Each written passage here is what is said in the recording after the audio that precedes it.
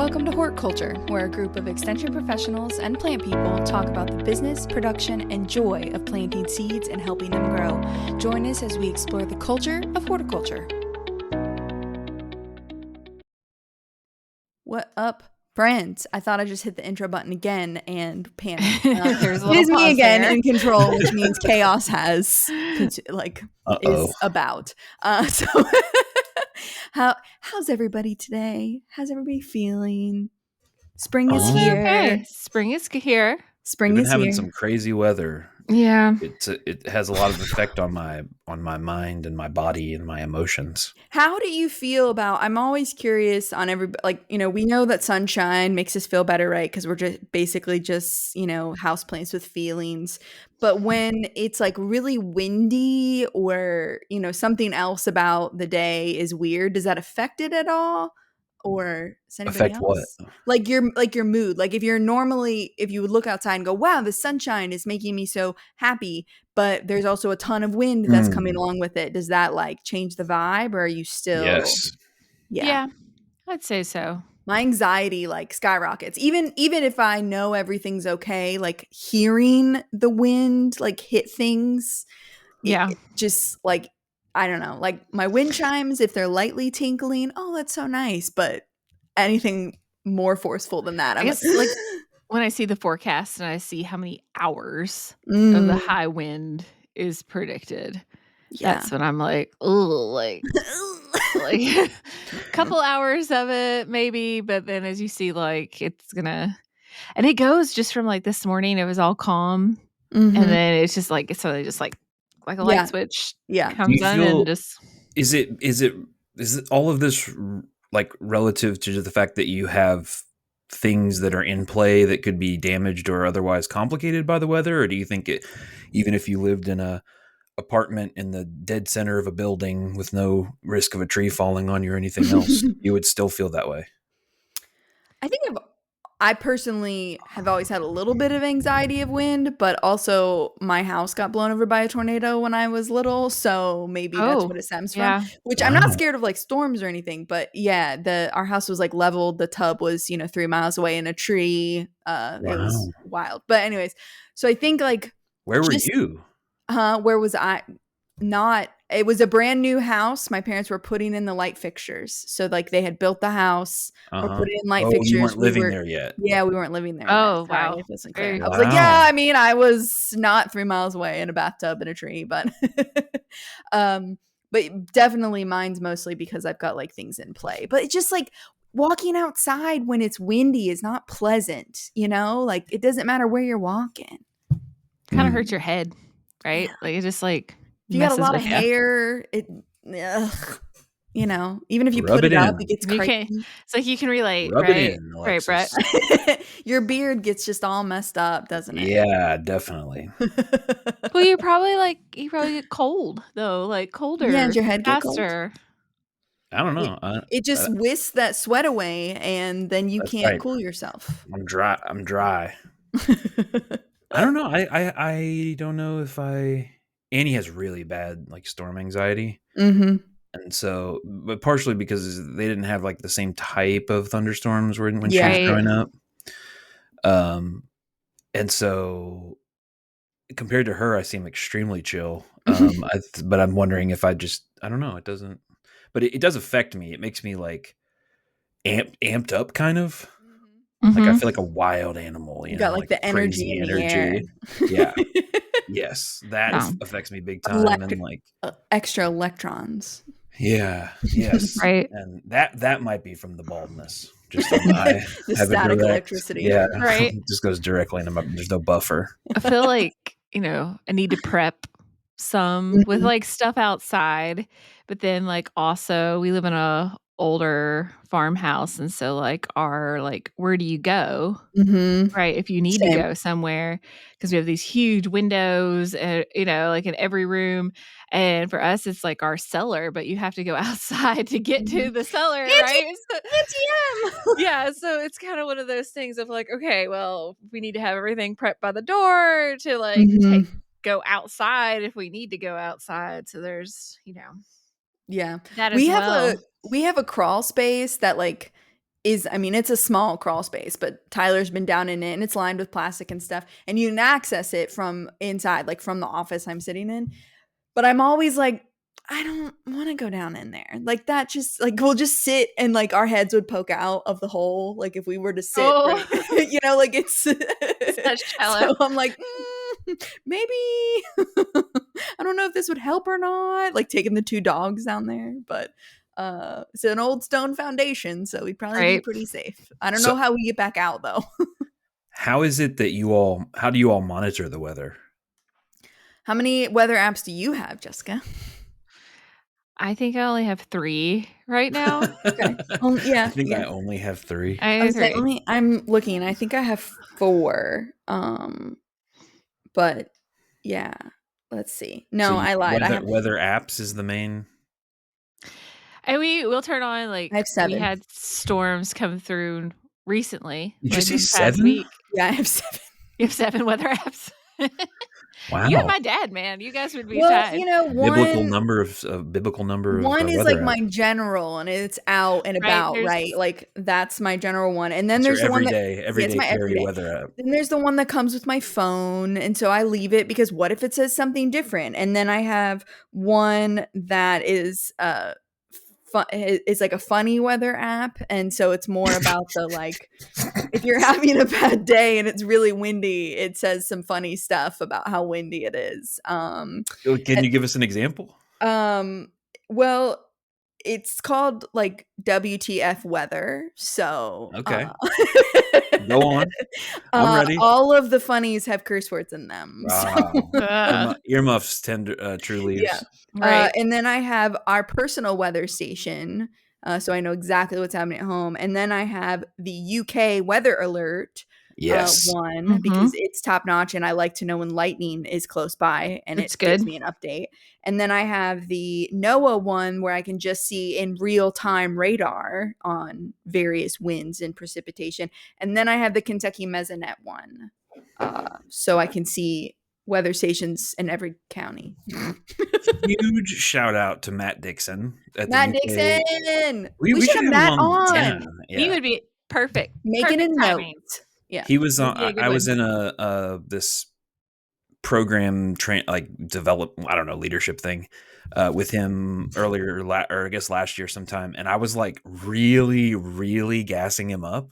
I was like, this guy is the man, and I think he thought I was like trolling him or like not sincere. I was 100% sincere.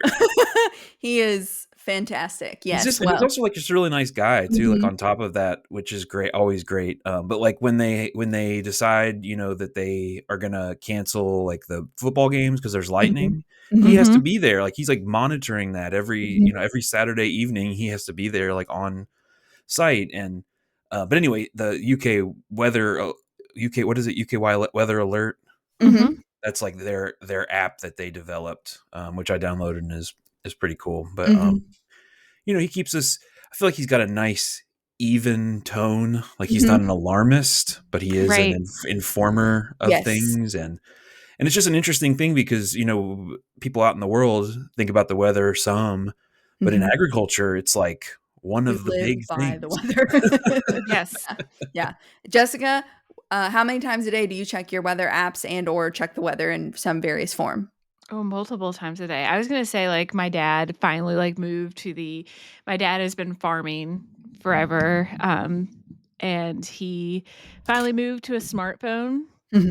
And because he, was like, "Oh, why do I need one of these?" And I was like, "Look, you're gonna be able," and this is before they created the weather app, right? But he would still go to, the UK site to look at their weather things, and I, Mhm, created a shortcut for him on his home screen, and mhm. he has, 10 different weather apps, and I guarantee, he checks them. That's, the best thing about his smartphone is that he can check, all 10 different stations, and he will tell me what all the local news people Mhm. are saying, and he'll tell me what the National is saying and what UK is saying and what it you know, but, everything now that he's retired and he farms full time, revolves around Mhm.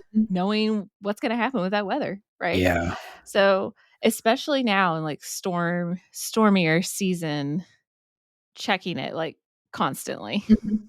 yeah. Mhm. For me, So I'm like I check. I don't have any commercial interests, but I do have a lot of time and energy invested in some Mhm. plants that exist outside most of the Mhm. year. And so the things that this time of year, I'm constantly checking for the lows, overnight Mhm. lows, and anybody who would have anything that might be sensitive to frost or freezes or whatever. But I would say I check it all the time. And I remember when my dad and my uncle got smartphones, it was the main pitch for convincing them to get it was exactly that, of weather, of like, look, you know how much you love to stare at that radar on your desktop. Imagine you can take that with you and do it, elsewhere as well. So I think, the we've pointed out here that the weather, checking the weather, is kind of like a daily occurrence. And that got, I was when we were throwing out ideas for an episode, this is one that I wanted to throw out, which is, it maybe sounds a little boring, but in my experience, when you start to truly approach mastering something, or at least gaining competence in it, there's Mhm. all kinds of things that you know to do just from experience Mhm. that the beginner just doesn't know. And I'm Yeah. talking about like on a daily basis. And so the idea, the thing that we pitched here, and weather, checking the weather and being aware of the weather is part of that, is thinking a little bit about like, okay, Alexis is going to step outside and check. It's the morning. In the morning, she's going to step outside and check on the plant, check on her plants, do a field walk, maybe do a little scouting, do a little bit of checking in. What does that actually look like? Like, what are the Mhm. steps? What's going through your head? And then maybe we can see if how Jessica's is similar or different, and then I'll just be along for the ride and talk about looking at little trees and wishing that they would grow faster. Yeah.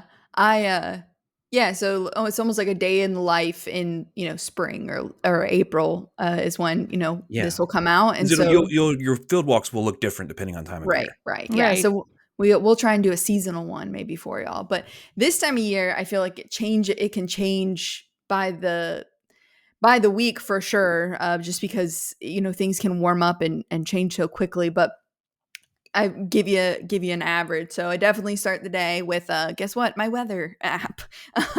So checking that, I might, as a business, right? If you're not a business, you probably won't do this, and I wish that for you. But I check my email to see if there's anything, and I'll check my calendar to see like what if you're doing any type of sales. You might check when you have the next, share CSA share due or something like that, and just kind of orient myself around what tasks I have for today. Like, do I have to harvest? Maybe I have to because the plants require it, but if, maybe I can get away with another day. It just kind of depends. So I try and orient sort of my day around like my deliverables, quote unquote. But then as I go out, like, with my coffee, uh, after I've checked the weather, figured out what I have to get done, I kind of make a plan for the day of, what's on the to-do list. How do you start, Jessica? Uh, Probably starting the same of, like, checking the weather Mhm. out for the day. When I think about it, like, right now, like, what I have been doing right now with our vegetable stuff, like, um, we grow our little transplants at a separate Mhm. location, like, it's a family affair, so, like, my in-laws take care of the little baby transplants versus where we're actually at the farm. Mhm. So right now, we're just in the process of I'm finalizing, like, making sure all of those certificates, permits, everything Mhm. are in for the market season. Like, Mhm. that's been, like, a big task for me for, like, this spring time of year, but checking in on little baby transplants that we do have Mhm. around, and we're still, like, not in, like, full planning mode, like, of Mhm. like, were, but, gearing up of, like, what fields are we gonna put where, what we're putting where Mhm. this year kinda thing. But Checking usually those. start off yeah, yeah, and just, making sure fields are still cleaned out. I know this Mhm. last week, we finally got do as I say, not as I do, a field finally, like, that was completely cleaned out. But, just starting off that morning checking the weather, what's the outlook going to be like, what's the week going to look like. Mhm. Yeah, I was Uh, gonna ask what things when you are looking at the weather, Mhm. what things are you particularly looking at? I'm This looking might be a like, silly question. I don't know. no, no, Yeah. that's not silly. Like weekly forecast, because we also have other full time jobs, Mhm. right? So, what days are going to be the best day to do um, Planting planting, or pruning? Mhm. Waited, with little tiny baby apple trees. I waited really late to prune them. You know, this year, like looking out at that forecast, when was a good time? Will I Mhm. also be at work? When Mhm. it's nice Mhm. weather those Mhm. days? Will my husband be at work those days? Do we need to like try to, move stuff around to get certain tasks done? So it's more of like looking at it weekly. And then if there's like weather events, more Mhm. of like, okay, what's the hour really look like? Mhm. Mhm. Right. And I'm sure like in Alexis's situation where she has a lot of tunnels, like, okay, if I'm the front's not going to move in till much later, I will be home by that point and it should be okay for me to close things Yeah. up, right? Or like it's the storms aren't going to come in till much later, so I still have time to like get home and we get, pick stuff up, make sure things are secure, versus like, okay, if this coming like earlier in the day, do we need to do things before we leave for work, Mhm. that And kind of like deal. if you're even if you're outdoor planting and you're thinking about rain, if it's one day of rain and you really need to get your transplants in and they'll be fine with a day of rain, great. And it's awesome to get them in right before that rain. But if it's gonna be like 3 days of rain, probably not the best for Right. baby transplants. So it's like, okay, can I push these? Do I need to bump them up because it's gonna rain for a week? Do I need to remove plastic from something because it's going Mhm. to rain? So like those are the types of things thinking about Are with either of you all weather. doing much tillage? Not a ton anymore. Or if we're doing it, we try and do it in the fall, but I'll have to terminate some cover crop and stuff that I can't do when it's wet. We do because we do the raised beds, the plastic raised beds with drip irrigation. Um, So and how as long how does the rain factor into your field like you're planning for that kind of yeah, soil prep? soil prep, right? So, depending on like what that target date is, like we are not an early cropping people. Like Mhm. Sure. we're like getting stuff out more in like that May time frame. But that can really impact of like when if we've already turned the soil over and when you work it, because you can't have a lot of moisture with that plastic layer, Mhm. right? That bed shaper. So, taking that in consideration, how many days, like if it rains, are we going to have a good dry stretch afterwards? Is it going to be windy, right? Is it going to help dry things out a little faster? It Or, is in or, Kentucky, yeah, apparently. yeah. Um, and that can really affect how quickly we go at getting those beds, because like once those beds are made, right? Right. Once those beds are made, you could do that in advance and then not plant for like a couple weeks later, like if it's going to be Mhm. bad weather, right? So just paying close attention as it gets closer to that time of that soil prep, because you don't want to go in there and till up soil and then have like these hard rains and everything crust over, and then you're just going to have to go back and rework the soil Mhm. again. And we're trying not to work, we're trying to do Overwork it. minimum, Yeah. And right? at the same Working time, it. if you work it when it's too wet, and then you end Mhm. up with these big Right. clods that turn into Mhm. a whole and that's the nightmare for laying plastic trying to lay plastic Yes. into. That Yes. was always one of the defining things about spring is okay. So before all this, I worked a little bit on the research farms, and we had some field plots and with plastic, and we also would all kind of come together and help get fields prepped in other places on the farm, one of the UK farms. And when you had just a prolonged, it rained every other day from Mhm. March 1st through May 1st, Mhm. there was always this and there would always be like this window of like 4 days where it was going to be just dry enough to work the soil. And of course, everyone on the farm needs the equipment to work Right. it all at once. And so it would be that all hands on deck kind of situation. But that was, and the thing is that certain fields and properties and other things dry out really fast. Some of Right. them don't dry out as fast, depending on soil type, depending on slope, depending on all these other things. And that was always for me one of the defining monitoring weather event in the spring was Mhm. like. But if Mhm. you have high tunnels, Yeah. little umbrella that your field is under, then suddenly you're not under those constraints. And if you are Mhm. able to reduce some tillage, then suddenly that's something you don't have to worry about quite Mhm. as much. But you do have to Mhm. worry about the transplanting. And Mhm. even with the on the transplant side, you mentioned if it's going to rain for 4 days, that's one thing. But also if it's going to be like it is today and like 80 degrees when you put out your little transplants that Right. have And been sunny and babied, windy. Yeah. sunny, windy, nightmare for drying those little buddies out because they haven't established the root system in the ground. And so, yeah, And Alexis mentioned about like, oh, maybe it's not a good idea to go out and like plant and then have a bunch of rain.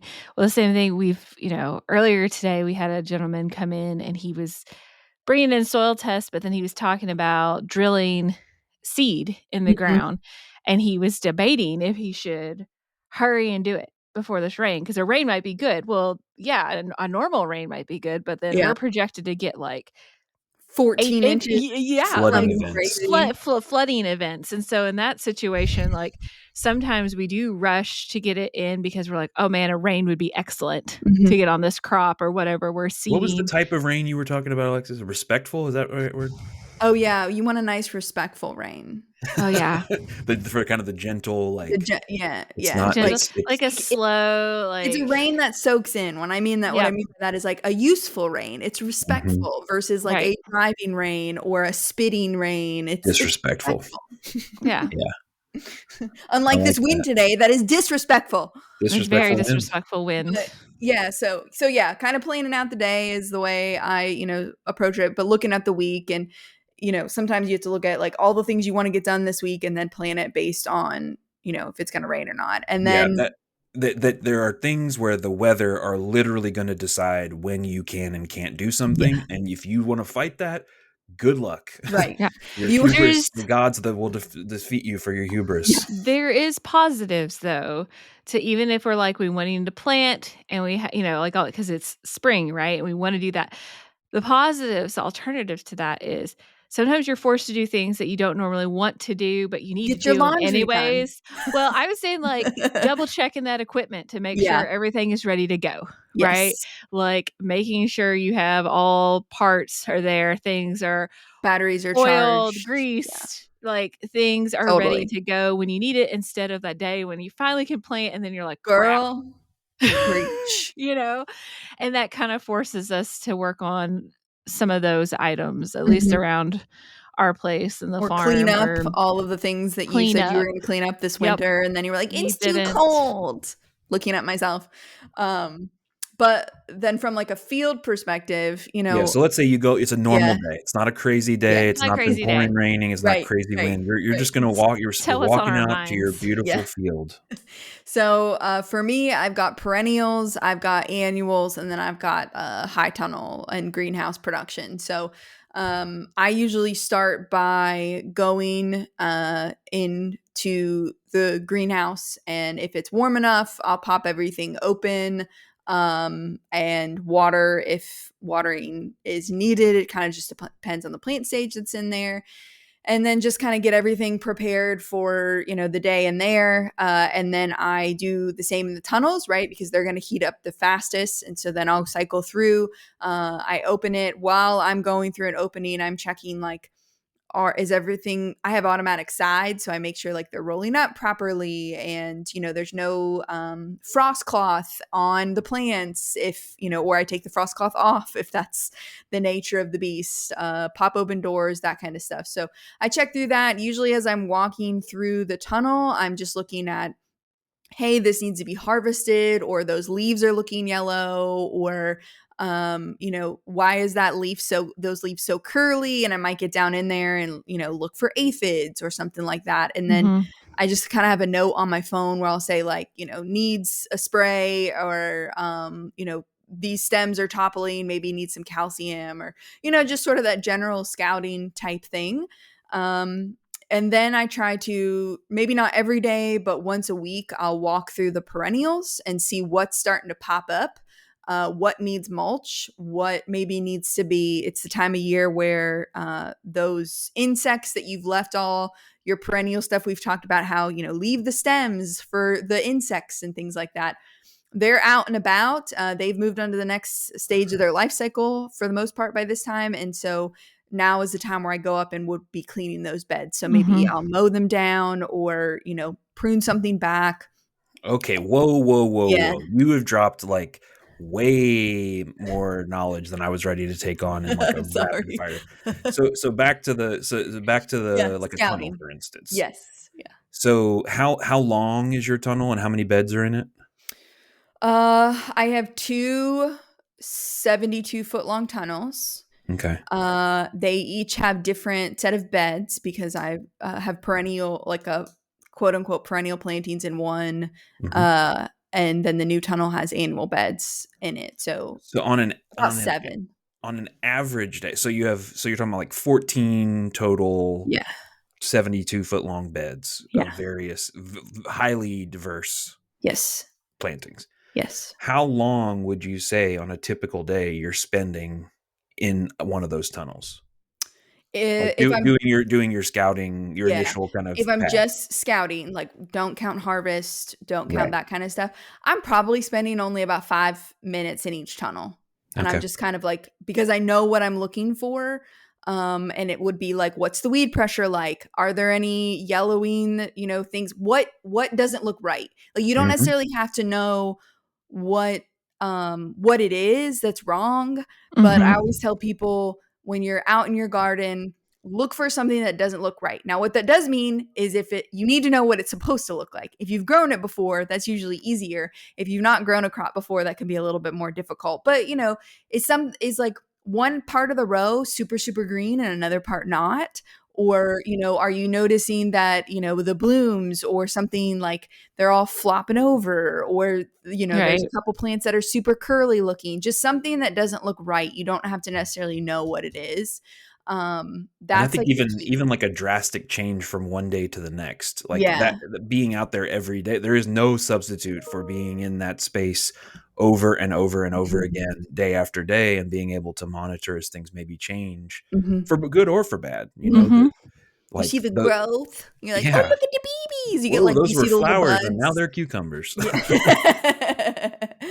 The zucchini happened overnight. I'm hooked on zucchini because, like, they're the Yeah. classic Well, example. and so I Squash. think my other question is, so like when you're looking at the field or you're looking at the tunnel or whatever, and this is a question for either of you.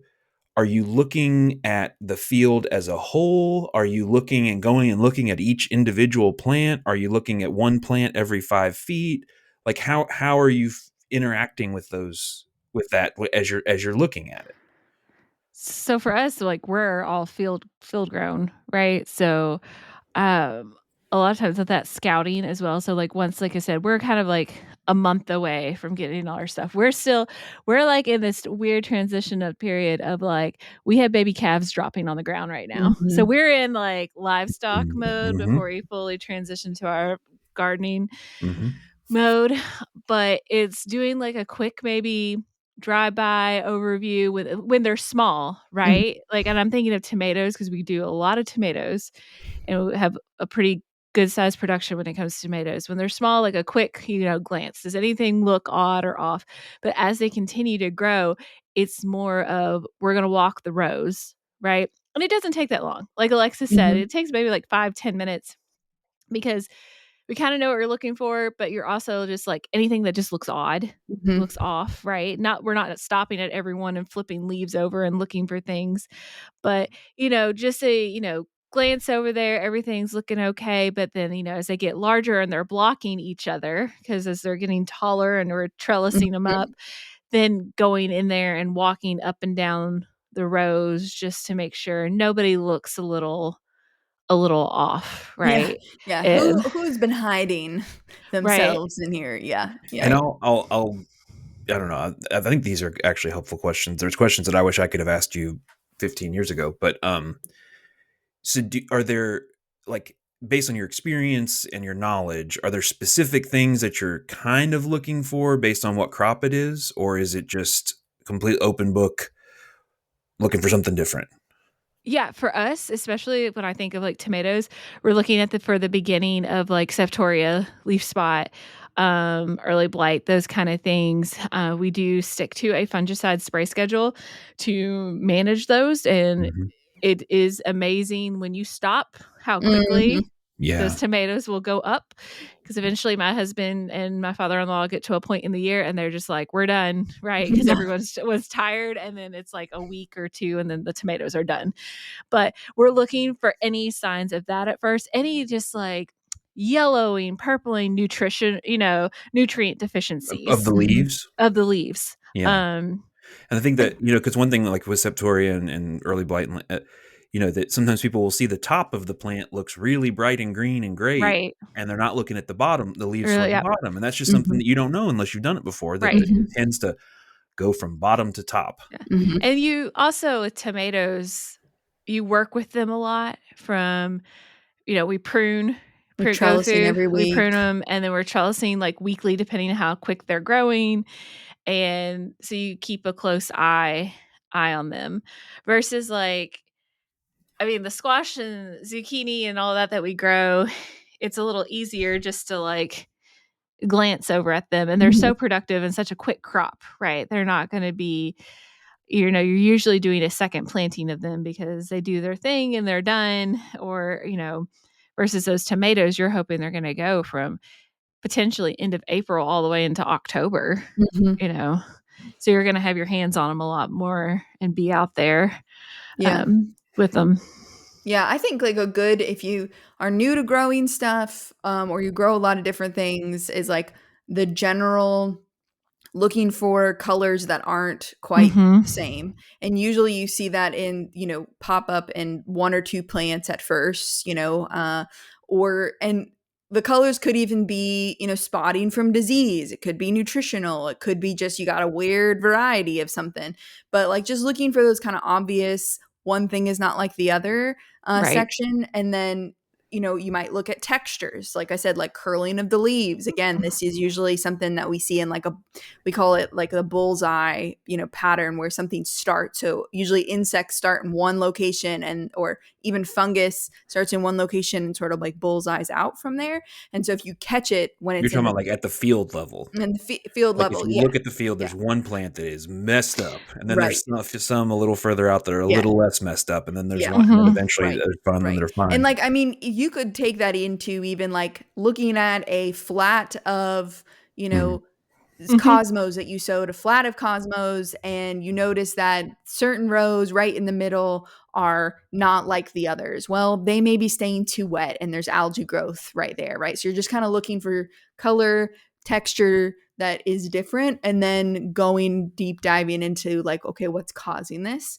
And that's where like that quick kind of 5 minute. And if I've grown a crop before, I'm looking specifically for something like I know ranunculus gets powdery mildew, so I'm going to be checking and doing like an extra spot check through in the rows here and there every other day or so, looking for specifically powdery mildew or looking specifically for aphids if I know something gets it.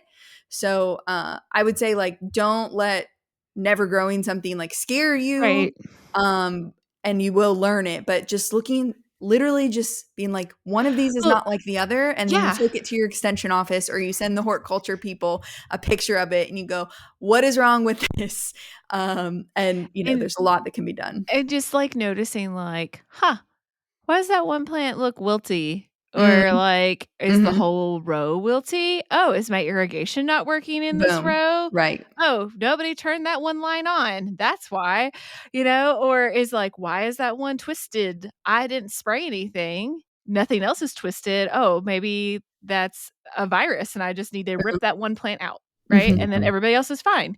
But it's just like you said, as simple as we preach about it all the time in like our classes Hmm. that But we we do really do about, it. but Like, yeah, really scout. Like mhm. anytime people talk about like they get worried about insects because people get so worried about like insects coming in and wiping out crops. It's just like going out and scouting, and you can find them early enough to take care of the problem most of the time with a bucket of soapy water. Mm, And you're not even having to add any like, organic or, something harsher to your garden because you mhm. can just take care of things really easily by getting out there and actually looking at them. Yeah, So, and it's like you're excited to do it anyways. I don't know, even after all these years and all of the like sometimes it's like, why do I do this? Like, farm is crazy, but like, it's so exciting literally every day, even though the plants have changed minutely, right? Every day I get to go out and see what's going on. Yeah. Are they greener? Are there more buds on that? Oh my gosh, Right. look, they grow? They probably didn't grow, but I'm like, they grew. They're so much bigger than yesterday, right? It's just like so exciting. I mean, you've got to feel that way with like the bonsais, especially this time of year when stuff's starting to like kind of waken back up again. Like, Yeah. Yeah. I mean, it is very, very exciting. And I think it, if you find yourself really struggling to go out and check in on the stuff a lot, like if you don't mhm, have that, that excitement or that kind of drive or whatever, I think it's going to always be kind of challenging to manage mhm, pests and manage diseases because Mhm. there's no real substitute for checking on stuff mhm, regularly. mhm, And I think too, the other thing is that, you mentioned if you haven't grown something before or haven't grown much of anything before, there are uh, different publications and IPM guides and things that mhm, will tell you these are like the most common things that. mhm. So Jess mentioned septoria, early blight, Powdery and mildew, powdery mildew, and the big squash green bug. worms. Yeah, the Yep. Cucumber hornworms, beetles. Yeah. Yeah. tomato horn Tomato. or tobacco Mhm. tomato hornworm. Like these are all things that you will probably come across if you grow stuff in Kentucky. And it's not like an infinite list. There are some things that are very niche that are one of our previous guests, Rick Besson, would get excited if he got to see it because it's so rare and so strange. But a lot of times the problems exist within a very normal set of Mhm. circumstances that through experience and through learning you can kind of gain some Yeah. And we have like some IPM guides that like they're meant for, like larger scale people. So, but they have good pictures in them. So even if you're only growing, a market garden or just even something for your home self, that the IPM, solanaceous IPM, so it's like tomatoes, bell peppers, eggplant. There's one for corn. There's one for melons. There's one for there's another There's potatoes, maybe sweet potatoes, broccoli, like, broccoli. So there's cucurbit. like specific they're very cool.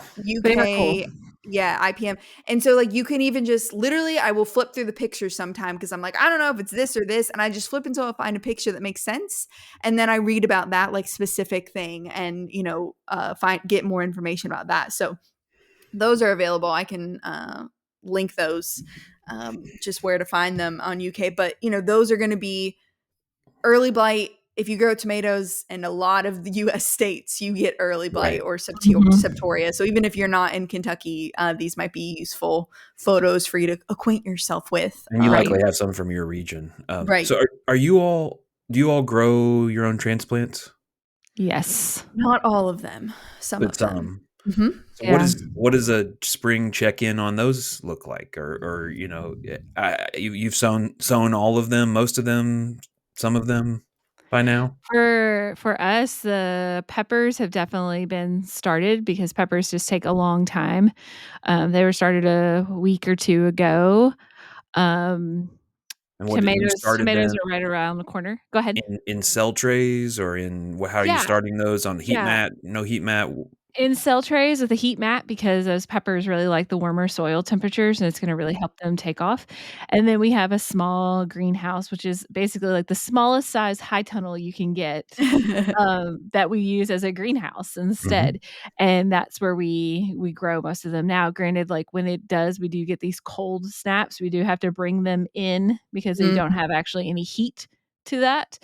Um but getting those peppers, especially we grow a lot of really spicy peppers that take a really long time to get going, Mhm. starting them pretty early with those heat mats, followed by tomatoes, and then it's like those cucurbits and everything, they don't take as long to germinate. You think about, like, the bigger the seed with it, they don't Mhm.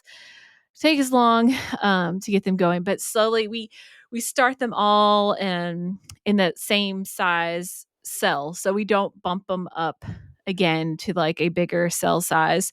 They'll stay in, like, a 72 tray, um, and that's what eventually will go out in the field, with that size root ball for those transplants. But, definitely by the end of March, or a little earlier for the peppers, getting them going to get them planting in May or even Mhm. mid-May with those. We had several previous episodes in case anybody's thinking about this transplant math and trying to work backward on how many days ahead of time do we want to start and all that kind of stuff. We had a garden planning one. We also have one that we recently published that's kind of this whole spring transplant seed, figuring out your plan for what the garden might look like. So we have several previous episodes about that, Mhm. just in case you want to go back and listen to those.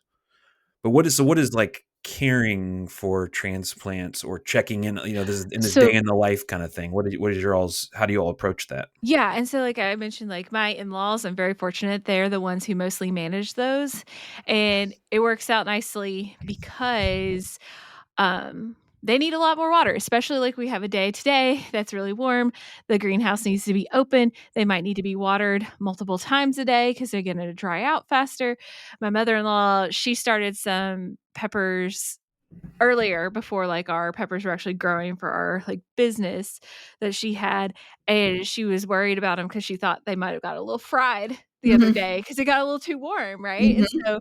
so, when you do start your transplants and you're growing them yourselves and have them in a structure, you need to plan to be around, right? They're Mhm. just not going on a it's just kind of like it with Don't go a on vacation if yeah. you're starting seeds. Yeah, it's kind of like with just like if when you Yeah. go have animals, right? Somebody still has to come and feed and water the animals. Mhm. Somebody needs to be there to water and open the structure, close it up at night. And then, we get to that point where, okay, they got their true leaves going. They need to bump up. We need to start adding a little fertilizer to that water to get them going. Mhm. And then, over the years, you learn what mix works well for you, what um, works well for certain plants because nobody wants to bump up plants really quickly and then still have to hold them for Yeah. like a week, a few weeks before you can actually put them out into the ground. So So Yeah. when you're talking about this idea of bumping up or not bumping up or not potting up, Mhm. what is that like? Can you give the thumbnail of, let me guess what that is and why someone would or wouldn't do it? yeah, yeah.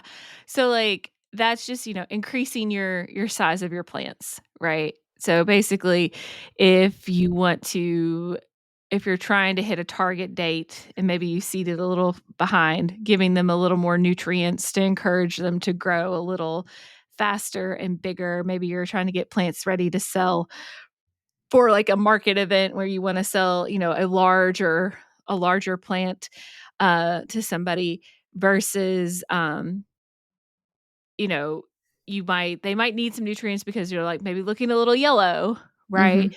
But we don't want to encourage them to grow so quickly that they're ready to go in the ground by the end of April, and we know it's not safe yet, I mean, unless we provide protection for them to put, some of these summer crops out, and then So we you're just have to saying, hold like, them. yeah, if you need to hold them and they're really root bound is when you Right. would, um, we say bump up, which is usually just, like, Mhm. the next cell size or the next pot size or whatever, and so, like, if you've seeded too early or maybe you gave them a little too much nutrients and they're too big and you can't put them out yet, um, And it's importantly, their roots are too developed. their roots are too developed, and so, like, Yep. if you pull them out and it's like you barely see any soil and all you see are white roots and it has perfectly molded to the, little cell that you had them in, Boom, you got a then bonsai going. Right. you Yeah. can now have a bonsai tomato. Yeah. But you'd wanna either you wanna get them into more soil, whether that's in the ground or in a bigger pot quickly. And so, yeah, so that might be part of my check-in when I go in and check on transplants.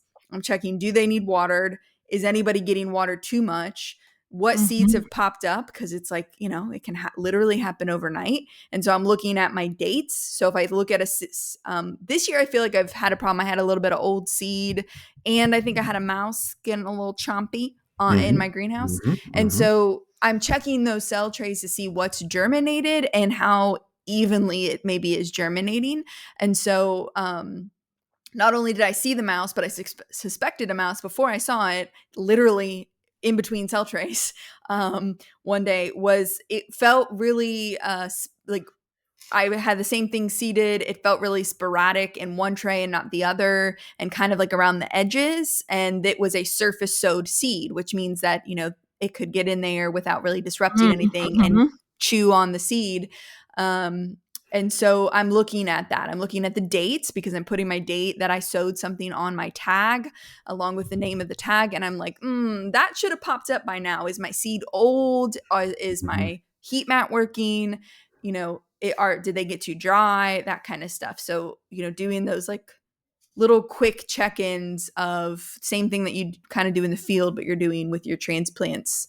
The same general thought process goes in there. Yeah, I mean one so I do a little bit of seed starting of some various things, more oddball stuff. Beep. Sometimes I don't have any reference point for sometimes how long they Yeah. should take or anything. But I went out the other day and I just have this tendency to go and just put my hand down around the tray to see if I can feel any heat coming off Mm-hmm. the heat mats. And one of them I felt and I was like, this isn't warm at all. Mm-hmm. Lo and behold, it had just come unplugged. Yep. Stuff like that happens, you bump it or, the thing falls and it comes unplugged and you wouldn't know that. And then suddenly every half of your stuff is 3 weeks behind the other because you just didn't check, but Mm-hmm.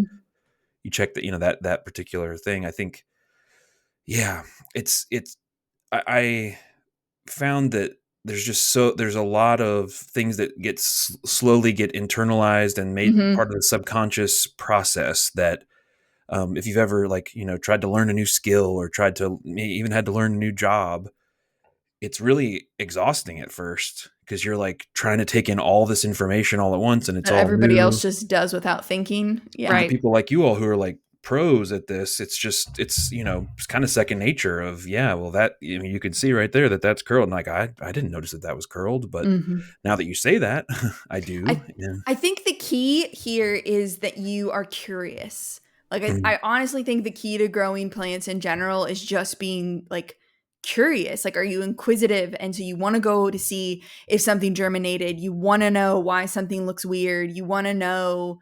And so like you don't have to have all of the skills. I don't want anybody to be like turned off about like all the things I just should naturally know. Like if And you it takes just time. yeah, it takes so much time and I still freaking kill plants left and right. Like we talk about it all Same. the time, right? Like we know all of the things and still kill them, but like the curiosity of wanting to know what maybe has changed or just trying something new will get you further. Like that's all that a lot of this is just Mhm. looking to see what's popped up and then Mhm. and then going from there. Okay, what's the And next step? and don't get discouraged about it because Alexis and I actually were talking about this the other day about, like, how certain plants, like, are they growing? Like, what's Oh wrong? my What have I done? gosh. Like, why My haven't changed transplants. why haven't they changed? And then it was kind of like, "You know what? We need to go away for have somebody water for you." Right.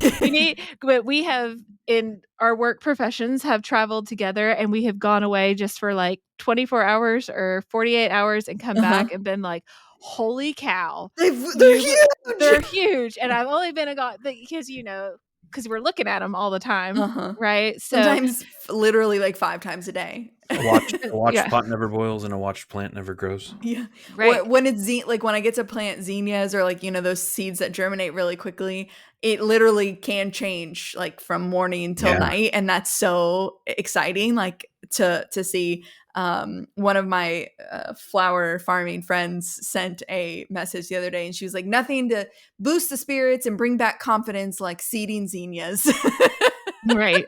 Because it's like 48 hours and they're germinated and you're like, okay, all right, I'm good, I can do this. So Yeah, so I mean, I think a couple of the things that I'm hearing about springtime in particular is mhm, that it's one of those in between. It's like a season of change. mhm, More, so, I mean, all Mhm. seasons are seasons of change, but I'm not going to get too heady with it. But I think it's the variability of it could be 80 degrees and it could be 18 degrees. yeah. There's not a lot of times of year where that's necessarily true. Mhm, Um, so keeping an eye on the weather, staying kind of plugged into what situations are unfolding, and then from there, it's about having systematic processes for being able to go out, take a look at things, take everything in, notice and inspect differences that you see Mhm. across plants, across areas, across any of those things. Um, and you said to kind of be curious about what might be happening Mhm. in those Be curious about the contexts. change, yeah. And you've mentioned record keeping or kind of having notes or some sort of thing to make notes to yourself about what you should do to follow up. I think that's Mhm. it can be it will certainly accelerate your learning process Yeah. if you have something to reference. If you're really good, you'll take like legitimate notes about like don't do this next year, do this Right. next year, or this looked really good by this time, or first bloom, or whatever, first tomato harvested. And again, that can be something quick. Like you look at the tag that you put in the field with your plants, and it says seeded on March 1st, and then you can look at the day that you get your first tomato off of March 1st, and you can decide on that, and you can make little notes. But even if it's just something as simple as your to-do list, and it's just like, I found aphids, just a reminder, you need to do aphids. Also, plants are getting tall, you need to trellis them. Like Yeah. sometimes you got to Mhm. do just like really basic stuff And the like year that. to year stuff, photos are a great thing too. Like Oh, Yeah. yeah. Yeah. in the world of bonsai, one of the things that is like an indicator is whether the buds of a plant are swelling or not, to kind of Mm-hmm. indicate that there's this initial push of growth and there's things that you do at that phase. But every year it's like, oh, shouldn't things be swelling by now? And then I go and look at my pictures and I'm like, no, just chill. Just Yeah. That has Yeah. not happened for a while. yeah. Uh, and Yeah, that's just one of definitely. those experience things of like, oh yeah, I shouldn't my flowers be bigger by now? Like shouldn't the tomatoes be at the top of the whatever? No, Mhm. no, no, no, no. Yeah. Relax. And also if Soon you will be they've wishing that they were growing more right. slowly. Yeah. Yeah. Especially when Yes. you're like, "Oh crap, Yes. I still don't have trellis up." Which is me right now.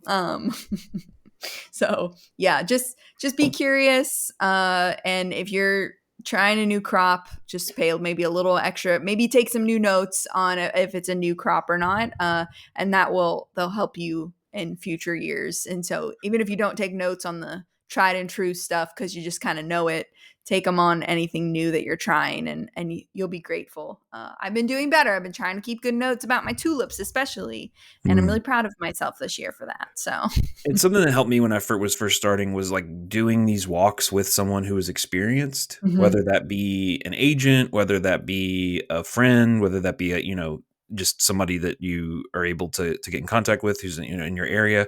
Not that they're going to walk with you every time, but it's just crazy to do something like that with someone who has experience, the Mhm. things that they'll notice and say, Mhm. I wouldn't worry about it, but I'd keep an eye on it, or Mhm. this needs attention now. Like Mhm. that's a whole another level of sixth sense that people develop over time. But yeah, leaning into people and having different sources of information that you can draw on, I think can be helpful too. Yeah. Well, cool. Well, we didn't get super far in the daily. That was like the first hour of Yeah. my life, but I think that's the probably one of the most important hours. So I would say that we focused on the right thing in my mind. Um, but yeah, I'll throw some links in the show notes for the weather app. That's the UK Weather Alert. If you want to go find it, it has a picture of a lightning bolt as the Mhm. app Icon thing, yeah. icon. But we'll put those IPM guides in there. We'll, of course, have our email that all of us get if you've got any questions or thoughts on that, or questions you want to ask. We should do one where we tell people when an episode is going to be recorded and what it's going to be about, and then they can like send in some questions. Ooh, That would yeah, be fun. that would Mail be time, Um, fun. mailbag. so if that's interesting to you, leave it in a review. And as you leave us 5 stars, be like, hey, would love to be able to ask questions and hear them on the podcast. You can, of course, always do that, on the back end. But if you want to know what maybe a guest has to say about it, Yeah.